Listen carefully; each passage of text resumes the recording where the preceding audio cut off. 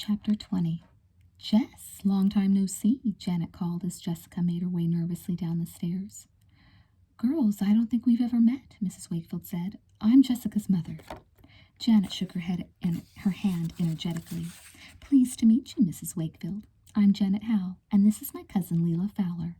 Fowler? Oh, of course. You must live in that big estate with all the pretty Christmas lights. It's a lovely house. Yes, ma'am, Leila replied sincerely. We've been very blessed. Why are you guys here? Jessica asked shyly, still cowering at the foot of the stairs. We thought you might like to join us, Jessica, Janet said. We're going caroling, and we could use a nice voice like yours. But I can barely sing at all, Jessica said. You're too modest, Jess, Leila exclaimed. Isn't she, Ellen? Ellen frowned. I don't know. I've never even heard her. It would just be for an hour or so, Janet interrupted. You could spare her for a little while, couldn't you, Mrs. Wakefield? Mrs. Wakefield craned her neck to see out the door. The rest of the Sharks were gathered at the curb. Charlie and Jerry had joined them.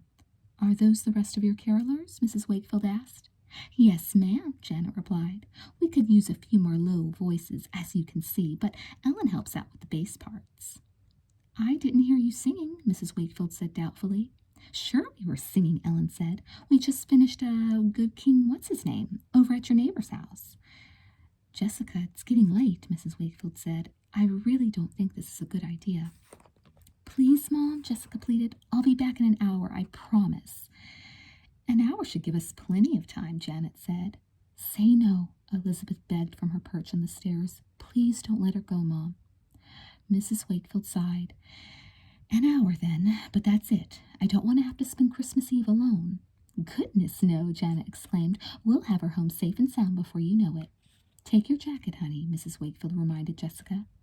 Good idea, Leila said sweetly. It is a little nippy out this evening. Jessica retrieved her jacket from the hall closet.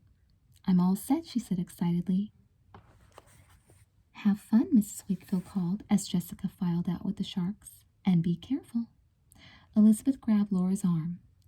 We have to follow her, she said. What's the point, Liz? It's not like you can make any difference. She's my twin, Elizabeth said firmly. Not anymore, she isn't. You were never born, remember? I have to know she's going to be okay. If you insist, Laura started down the steps. Just don't say I didn't warn you, all right? At the door, Elizabeth paused. Mrs. Wakefield was staring out the living room window. Her gaze was as far away as the stars. I love you, Mom, Elizabeth whispered. Mrs. Wakefield closed her eyes and sighed, almost as if she'd heard. Hey, guys, Leila called to the group assembled in the street. Look who's joining us. Jessica, Kimberly said. Aren't we lucky? Charlie made a kissing noise. Jessica, baby, he said, looking good. Jessica grinned. Hi, everybody. So where do we go to Carol? Carol? Tamara asked, nearly choking. Janet put her arm around Jessica and led her down the street. The others fell into step beside them. We're not really going caroling, Jess, she said. She winked. But then you knew that, didn't you? Well, sure, Jessica said. That was just a cover story to shut your mom up, Leila said. Jessica laughed nervously. I knew that. You want a cigarette, Jess? Janet asked, reaching into the pocket of her leather jacket. Oh, no, Jessica said quickly. I don't smoke. Of course you don't, Janet said with a smirk. It's a nasty habit. Ellen leaned close to Janet. When are you going to tell her? She asked in a loud whisper. When I'm good and ready, Janet snapped. Jessica cast Janet a nervous glance. She stopped walking and gazed back at her house, chewing on her lower lip. I think maybe I should be heading on back, she said. My mom's all by herself, and it is Christmas Eve. I don't exactly feel right about leaving her, and since we're not going caroling... Isn't she just the most thoughtful girl? Janet interrupted. That's why we like you, Jessica. Isn't it, guys? There was a low murmur of agreement. So I guess I'll just... Jessica began. Come on, Janet urged. We're going to Leila's for a little party. Wouldn't you like to see the Fowler mansion from the inside? Jessica's eyes went wide.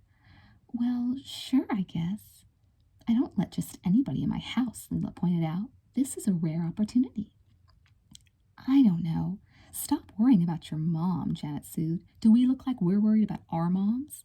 This is your chance to get to know us a little, Kimberly pointed out. You're not afraid of us, are you, Jessica? Janet asked. No, Jessica managed a tiny laugh. Well, maybe a little. I mean, you're the sharks. Everybody's a little afraid of you. Leela slapped her on the back. We're just regular people, she said. Just regular people, only cooler. This is the opportunity of a lifetime, Tamara said. We're giving you the chance to be in the company of coolness. Jessica took a deep breath. Okay, she said, forcing a smile. You won't regret it, Janet promised. This will be a night to remember. As Jessica and the sharks turned down the street that led to the Fowler estate, Elizabeth and Laura kept pace alongside them. Why is she going with them? Elizabeth asked. I suppose she wants to feel like she belongs, Laura said, shrugging. Or maybe she just likes their jackets. I do. Elizabeth clenched her fists. Every time she looked at Jessica, she felt pity and sadness and rage. Doesn't she understand there are lots of other people she could be friends with? Nice people like Billy or Maria or Amy. Somewhere back in time, Jessica lost her way, Laura said. She doesn't know what she wants anymore. She needs someone to help her through the rough spots. Don't we all? She laughed, but there was a hint of bitterness in her voice. They watched as the sharks led Jessica up the long, sweeping entranceway to Leela's home. Little white lights blanketed the trees and hedges like snow. A huge evergreen wreath tied with a red bow graced the front door. Here it is, Leela said to Jessica. Home sweet home. Be sure to wipe your feet. Our housekeeper's a real witch. It's so huge, Jessica said. I've never seen such a big house. You ain't seen nothing yet, Janet promised. Laura nudged Elizabeth. Shall we? I can't stand this, Elizabeth muttered. Why do they have to tease her this way? Why can't they just get on with whatever they have planned? It's like cats with a mouse, Laura said as she watched the shark's head inside. They like to see it suffer first. She started up the walk. Come on, you said you wanted to watch. Chapter 21. This house is incredible, Jessica said as she followed the sharks upstairs. She paused to gape at the crystal chandelier hanging in the entranceway. Check out Leela's bedroom, Kimberly said. It's totally awesome. The sharks made themselves comfortable in Leela's room. Charlie and Jerry cranked up her CD player. Kimberly and Tamara spread out on her bed. Ellen dropped into a chair and began leafing through a magazine. So, Janet said, draping her arm around Jessica's shoulders, what do you think of Leela's place? It's amazing, Jessica said sincerely. She turned to Leela, who was browsing through the dozens of outfits in her walk-in closet. Your bedroom's practically as big as the whole downstairs of our house, Leela. What? Leela glanced over her shoulder. Oh, yeah, big. I guess it'll do. Two, Jessica cried. You live like a princess. That's me, Princess Lee. Ellen yawned. Can we get on with this? She complained. I'm bored. And I'm hungry, Jerry muttered. You got anything to eat around here? Why don't you guys go downstairs and raid the kitchen? Leela suggested. We're going to have ourselves a little makeover session. You mean like with makeup? Jerry demanded. We're going to make over Jessica, Leela announced. A totally new Jessica Wakefield. Charlie laughed. Good luck. We're out of here, Jerry announced. Let us know when the fun part starts. Jessica frowned. Makeover? What do you mean? She watched the two boys leave, snickering under their breath. Sit down, Jessica, Janet said. I guess it's time to tell you why we brought you here. All right, Ellen tossed her magazine aside. Jessica sat down nervously on the edge of Leela's bed. As you know, Janet began, the Sharks are the most exclusive organization in Sweet Valley. Ellen laughed. Organization?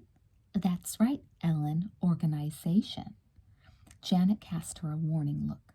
She paced back and forth in front of Jessica, her arms clasped behind her back.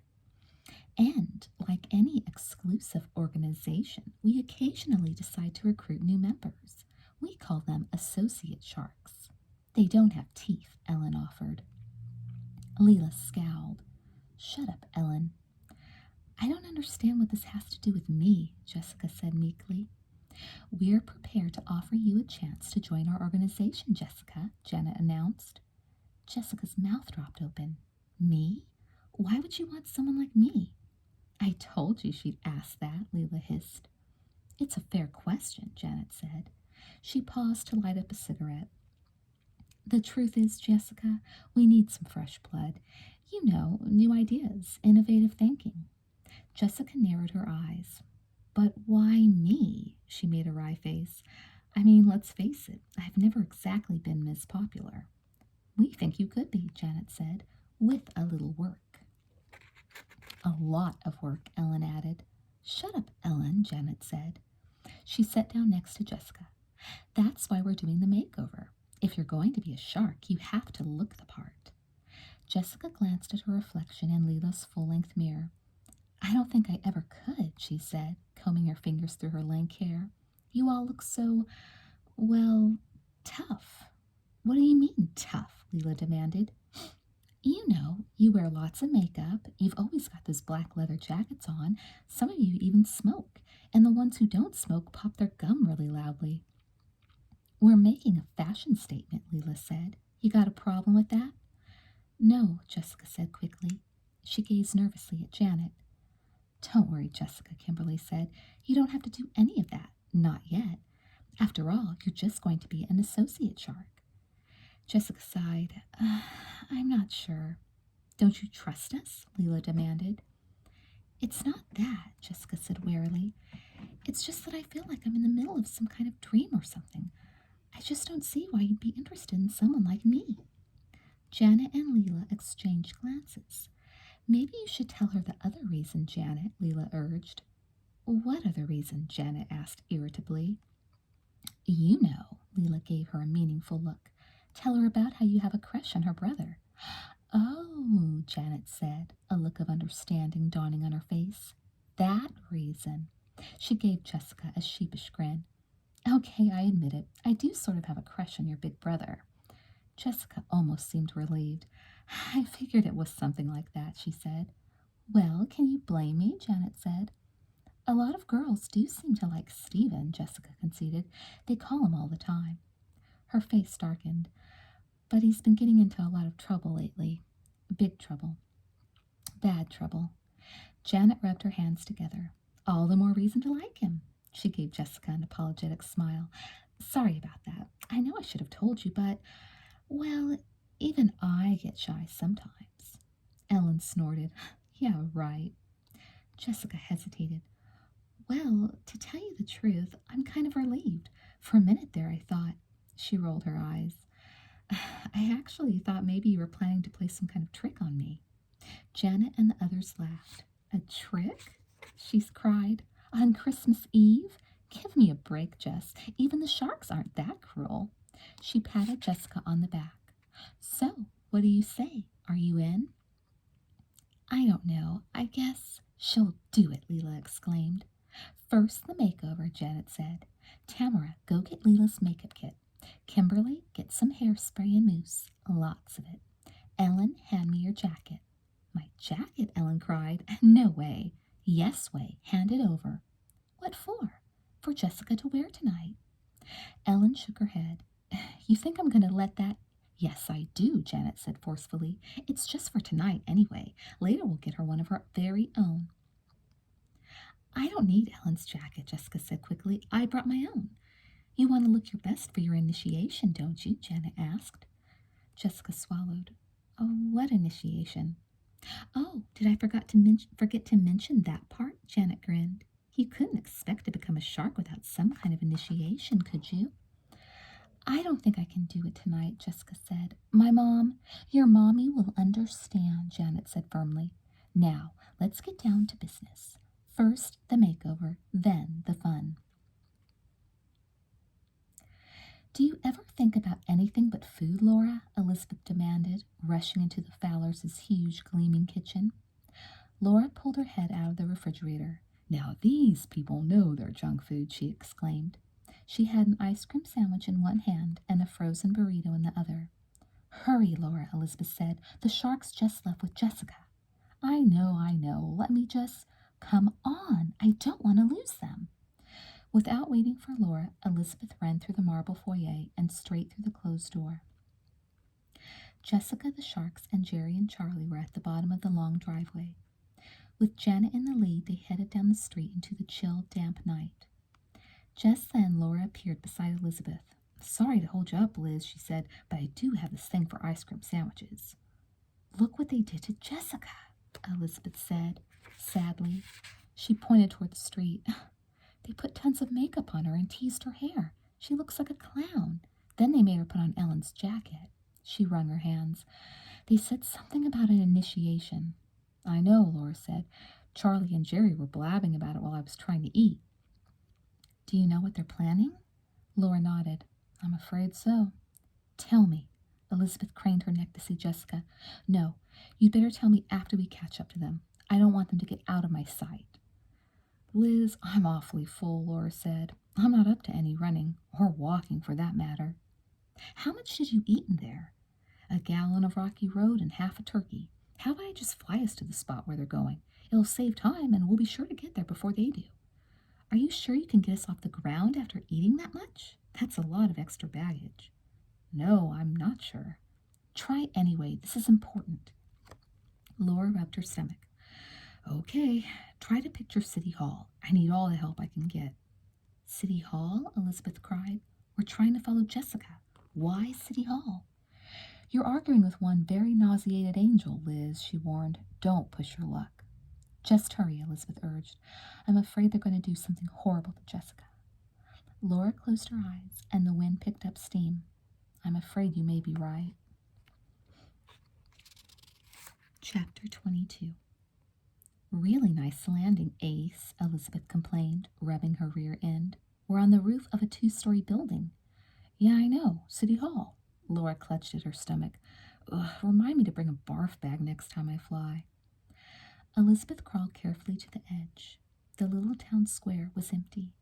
The fountain in front of City Hall was turned off, but the Christmas lights on the big pine tree near the entrance were still lit. The streets were silent, the stores were dark. It was as if the whole town were holding its breath, waiting for Christmas to arrive. Elizabeth stared straight down at the cement sidewalk beneath her. Her head started to spin, and she jerked backward. "Couldn't you have landed us somewhere more convenient?" she asked. "Say, like the ground?" "You think this is high? You ought to see where I've been hanging out for the last 25 years. Laura joined Elizabeth at the edge and sat down, dangling her legs over the side. "Besides, this is where they're bringing Jessica." "Why?" "See that star?" Laura pointed to the top of the peaked roof. At the very edge was a 3-foot-high star made of wire and wrapped with white Christmas lights. Elizabeth nodded. "They hang that star there every year. That's the initiation. They're going to dare her to climb up here and pull down the star." "But she could never make it up here without a ladder," Elizabeth protested. "Charlie said they were going to tell her to climb that big pine tree over there, the one right next to the building." "The huge one with all the colored lights?" "Yep. I suppose if she reaches just right, she might just be able to lean out from one of the branches and grab the edge of the building. She'd have to pull herself up and throw her legs into the roof, though." Laura frowned. "How's her upper body strength?" "Laura," Elizabeth cried, "how can you joke about a thing like this? We're talking about my sister. She could really get hurt if she fell. She could even—" Her words faded away. Laura patted her shoulder. "To tell you the truth, I have to make jokes. I can't really stand to think about it seriously." Elizabeth scanned Main Street, a feeling of panic growing in her chest. There was no sign of Jessica and the Sharks yet. "How could Jessica be so stupid?" she shouted. "Calm down, Liz. It's going to take them a while to get here. You might as well wait till you see what happens before you work yourself into a fit." "It's Christmas Eve," Elizabeth cried. "Why isn't she home safe and sound where she belongs?" "Sometimes people do stupid things, Liz, even on Christmas Eve." Laura gave a short laugh. "Even yours truly." There was a wistful sound in Laura's voice. Elizabeth looked over at her. "What are you talking about?" she asked. "Well, let's see. There's that half a turkey, for starters." "No, that's not what she meant," Elizabeth said. "Did something happen to you on Christmas Eve? Something a long time ago?" "No biggie," Laura said shortly. "I was a stupid kid and I got what was coming to me." She dangled her legs back and forth. We're not here to talk about me, Liz. Why not? We have to talk about something while we wait.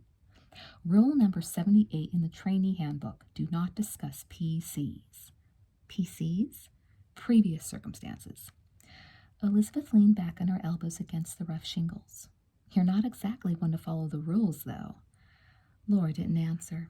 She stared at the big pine tree a few feet away. The wind whistled softly. The colored lights rattled as branches brushed the side of the building. Remember when you told me about how Patrick Morris ran away? Elizabeth said. Laura nodded. Her eyes welled with tears. She stared at the lights on the tree, her eyes mirroring their bright colors. Another example of a stupid kid, she said. She gave a little shrug. Takes one to know one. You ran away too, didn't you? Remind me to add nosy to your P3 file. Laura's voice had a tinge of anger. You want the big sob story? Well, here are the highlights. My mom and dad got divorced. We didn't have much money. I got into a lot of trouble. We ended up at a shelter. Not as nice as the one Al and Susanna are in, either. This one was a real dump. That must have been really hard for you. Yeah, well, it was a lot harder for my mom and my little sister. But of course I was too wrapped up in feeling sorry for myself to care. She let out a long sigh. It got around to Christmas time, and I decided to run away from the shelter. Real sweet, huh? Told you I have lousy people skills. How old were you? Same age I am now. Same age I'll always be. Laura fell silent. The breeze picked up, and the trees began to talk, a low murmuring that sent a chill through Elizabeth. She gazed at the huge pine tree brushing the edge of the roof. Please, Jessica, she thought silently, please stay away. There's danger here. So what happened? She pressed, turning back to Laura. You might as well tell me, Laura. You've gone this far. Laura lay back on the roof, staring at the black sky. I ended up in an abandoned house. Not exactly an improvement, and it was cold that night, even for L.A. Cold like it is tonight, she smiled. There were a couple other kids there, too, high school age, a girl and a guy, and a pathetic stray cat, pure black and skinny as a toothpick. We called him Cat. Elizabeth laughed. Very original. The guy had 2 cans of spaghetti he'd ripped off from a store that day. We built a little fire with a lighter and some newspaper and heated them up. I hadn't eaten all day, and man, I'm telling you, it was like eating at a gourmet restaurant. We 3 shared 1 can. We gave the other to Cat. She shook her head. The whole can. He slept with me that night. He never stopped purring, not once. So you stayed there all night? Well, yes and no. Yes, we stayed there, but we had a little heating problem we hadn't anticipated. Seems it's not a good idea to cook noodles in the middle of your living room. The whole place caught fire while we were sleeping. Elizabeth gasped. Is that how? She couldn't bring herself to say the words out loud. We all managed to get out. Thank goodness, Elizabeth breathed a sigh of relief. What a horrible way that would have been to... It is, actually, Laura said in a faraway voice. But you said... Oh, yeah, I got out, but that's when I proved how really stupid I am. I actually ran back into that inferno just to save that lousy cat, Laura laughed. I don't even like cats. Anyway, that's life, as they say, she sighed. I should have known. I mean, he was a black cat. Elizabeth tried to find something to say, but her throat felt too tight to get any words out. She reached for Laura's icy fingers and held them. Oh, Laura, she said, I'm so sorry. Laura sat up. Me too. Not about what happened. I'm sorry that I was such a jerk. I didn't realize that running away from my problems wasn't the answer. Now, looking back, I can see that the bad times would have passed. I could have toughed it out. I mean, everybody has rough times. Everybody. Maybe if there'd been someone around to help me through it, someone like you. She looked at Elizabeth, her gray eyes serious. You got your wish, Liz. Never to have been born. You want to know what mine is? Elizabeth nodded. I wish I'd stuck around. I wish I'd known that even when things seem really bad, there's no telling how it's all going to come out in the end. It's like leaving in the middle of a movie. Who knows? It may just have a happy ending. There's no way to tell what effects you're having right now or what you might do in the future. Everything we do affects people, sometimes in ways we can't see. She bit her lower lip as tears streamed down her cheeks.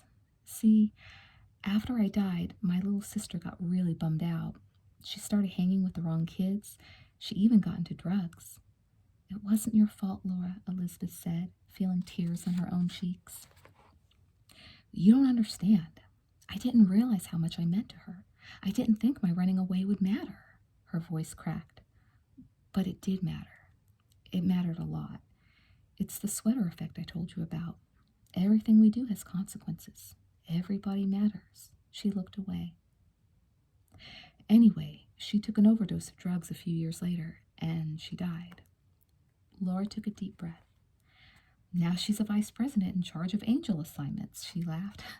Figures she'd land a responsible job. She always was a better student. Me, I'm still trying to get it right. She looked at Elizabeth and shook her head. And judging from the progress I'm making with you, I may never get it right. Elizabeth didn't say anything. She didn't know what to say. Laura stood and stretched her arms out over her head, breathing in the cold air. Boy, I miss being alive.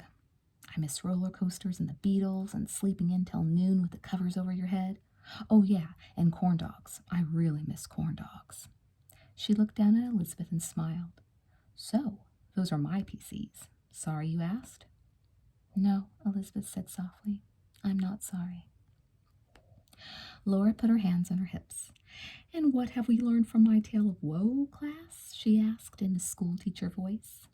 Elizabeth didn't answer. Come on, Liz, Laura chided. You're the A student. We've been through a lot together. Hasn't any of this penetrated that thick skull of yours? Laura, Elizabeth pointed toward the street. A group of kids came into view under the glare of a street lamp. It's them. Leela and Janet led the way across the town square. Jessica trudged between them, glancing nervously from side to side. When they reached the fountain in front of City Hall, Janet held up her hand and the group came to a stop. It's time, Jessica, Janet announced. You look like a shark. Now let's see if you can act like one. Chapter 23. Janet, Jessica said in a quavering voice, I'm not so sure about this. I don't think I'm really cut out to be a shark. She took a step back, but the group closed around her like a tightening noose. Good girl, Jessica, Elizabeth whispered. She looked at Laura hopefully. Maybe she won't go through with it. Maybe, Laura said darkly. You're not going to chicken out on this now, are you? Janet demanded. Not after all the time we've spent on you. You must have $100 worth of my makeup on, Leela said, shaking her finger at Jessica. And don't forget that's Ellen's jacket. You'd better not have stretched it either, Ellen muttered. Janet put her arm around Jessica's shoulders. What we're trying to say is, we've invested in you, Jessica. You owe us. Besides, you don't even know what the initiation is yet. It's really very simple. A breeze, Ellen agreed. Charlie spat into the pavement. Could we get on with this already? Jessica looked around at the group. What would I have to do exactly? See that star up on top of the roof? Janet asked, pointing. All we want you to do is climb up there and pull down the star. Nothing to it. But how? Jessica's eyes went wide. You don't want me to climb that pine tree, do you? No, Jerry said. We want you to flap your little wings and fly up there. Jessica looked confused. Anyway, that star belongs to the city, she said. It's a tradition, Janet. They put it up there every year. It would be wrong to take it. This isn't about right or wrong, Janet said firmly. It's about becoming a shark. An associate shark, Ellen added. Besides, Leela said, it's not like we're going to keep the star. We'll give it back. Right, Janet?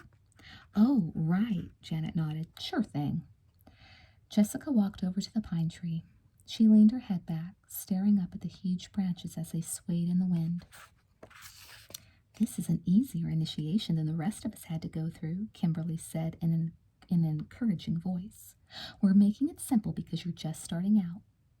Jessica took a deep breath. Well, she said, I guess I could try. No, Jess, Elizabeth hissed. Don't do it. It's too dangerous. Jessica gazed back at the sharks. You promise you'll return the star tomorrow? Right after we open our presents, Janet vowed. Cross our hearts. Jessica reached for one of the lower branches. She pulled on it, testing to see if it would hold her. Then she looked back at the sharks with a determined smile. Okay, she said. Here goes nothing. Wait, Ellen cried, rushing forward. Take off my jacket first. Ellen, Janet scolded. Well, what if she falls? That jacket cost a fortune. Here, Ellen. Jessica took off the jacket and handed it to her. Then she went back to the tree and pushed her way through the outside branches. Wish me luck, she called. You're going to need it, Charlie muttered. Elizabeth watched, her fists clenched by her sides, as Jessica climbed into one of the lower branches. Laura, can't you do something? She demanded. I wish I could help her, Liz. Laura leaned over the side, watching as Jessica slowly made her way up. But it's out of my hands. Halfway up, Jessica paused to catch her breath. How am I doing? She called, half hidden in the thick branches. Not bad, Janet said, but could you step on it? It's cold out here. I think I broke a light bulb with my foot, Jessica said. Janet rolled her eyes. We'll be sure to pay for it. Now hurry up, would you? Jessica started to climb again. With each step, the branches shook and the tree swayed. The wind blew steady and cold. Clouds shut out the moon. The sharks stopped whispering and watched quietly. Except for the rustling branches and the sound of Jessica panting for air, the world was silent. Elizabeth watched as Jessica neared the top of the tree.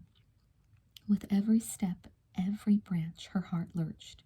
It was like watching a horrible movie in slow motion, but there was no way she could stop the film, and no way she could leave the theater. Please stop, Jess, she whispered. If only there were some way she could reach Jessica, speak to her for just a moment. She thought of all the times she'd gotten Jessica out of tough jams, all the long talks, all the good advice, all the complicated plans to undo Jessica's mischief. Jessica counted on her. Jessica listened to her even when she didn't want to, because she knew Elizabeth would always tell her the truth. They trusted each other and understood each other. And, most of all, they loved each other. But what good was all that now? I made it, Jessica called to the sharks when she was even with the roof. Now what? Now grab the roof, pull yourself up, and get the star, Janet instructed. But she sounded uncertain, as if she hadn't really expected Jessica to get that far. Jessica looked at the roof, biting her lower lip. She stretched her right arm out as far as she could, but the edge of the roof was 2 feet from her grasp. She inched along the branch she was standing on and leaned out. The whole top of the tree leaned with her as if it were about to snap. She almost managed to touch the roof. It's too far, she yelled down to the sharks. I can't reach it. Don't stop now, Charlie called. You're almost there. I don't know, Charlie, Tamara said. I don't think she can make it. Try swaying back and forth, Leela suggested. You know, to get some momentum. Ellen shook her head grimly. I'm glad she took my jacket off. Elizabeth felt panic rising in her throat. She grabbed Laura, glaring into her eyes. I don't want to see this, Laura, she cried. Don't make me. This is what you wanted, Liz, Laura said. This is what you wished for. Across town square, on Main Street, a pair of headlights appeared. Someone's coming, Charlie hissed. Should we leave? And miss the best part, Jerry said. Come on, Jessica, go for it. Jessica took a deep breath. With one hand anchored on the trunk, she leaned far out over the square like a child standing on a swing. The whole tree moved with her, bending and groaning as if it were caught in a hurricane. With all her might, Jessica leaned the other direction. Slowly the tree swayed back toward the building. Needles slapped against the brick. A branch cracked. Jessica reached out her right hand, and her fingers brushed the edge of the roof. She grabbed hold with all her might. Her left hand released the trunk, and the tree pulled away, leaving her hanging, suspended over the sidewalk below by one hand. Help! She screamed, frantically clawing at the roof with her free hand. Help me! A bright light from a slow-moving car flashed across the horrified faces of the sharks. What's going on here? Came a woman's voice. Cops! Charlie screamed. Run for it! The sharks scattered, lost in the darkness in the cover of trees. Jessica's fingernails scraped along the shingles. Please, Elizabeth screamed with all her might. Please, Laura, don't let it happen. This isn't what I wished for. This isn't what I want. She sobbed helplessly. Please, please let me go back. I'll do anything to get back. The policewoman turned her flashlight on the front of City Hall. Please, Jessica whispered in a strangled voice. Someone help me. Please let me go back, Elizabeth sobbed again. The beam danced over the red brick building just in time to catch the look of pure terror on Jessica's face as her fingers slipped the last few inches. Chapter 24. The world began to spin and flicker. Laura reached for Elizabeth's hand. "You know, Liz," she whispered, "I may just have gotten it right after all." Elizabeth tried to speak, but her words seemed to evaporate in the shimmering air. She was in the middle of a giant carousel. The buildings and trees reeled around her faster and faster until they blurred into a whirlpool of color, but she and Laura remained perfectly still. "Do me a favor, will you?" Laura asked. Her eyes filled with tears. "Buy yourself a corn dog when you get back, okay?" She smiled. It was a sweet, sad smile, part longing and part hope. Then she let go of Elizabeth's hand and vanished into the mist. Elizabeth closed her eyes and held her breath and waited. The sky had changed. That was the first thing Elizabeth noticed when she opened her eyes. The moon was full, the clouds were gone, and the sky was crowded with stars, white and pale as gold and icy blue, like a field of wildflowers. Elizabeth heard laughter and spun around. She was outside the middle school auditorium. Light poured through the windows. She could see red and green balloons. Students and parents and little children filled the huge room. A carol was playing over the loudspeaker. She listened for a moment. The little drummer boy. Cautiously, Elizabeth crept over to one of the windows. Could it be that she was really back? Back in her old Sweet Valley? "Please let me be home," she pleaded silently. She looked over her shoulder. "Laura," she whispered, "are you there?" The leaves in a nearby oak tree rustled softly. Elizabeth waited. There was no sign of Laura. "Elizabeth, is that you?" Someone could see her. Someone was talking to her. Elizabeth turned. There in the doorway were Sophia and Sarah. Sophia smiling radiantly, and Sarah alive and well.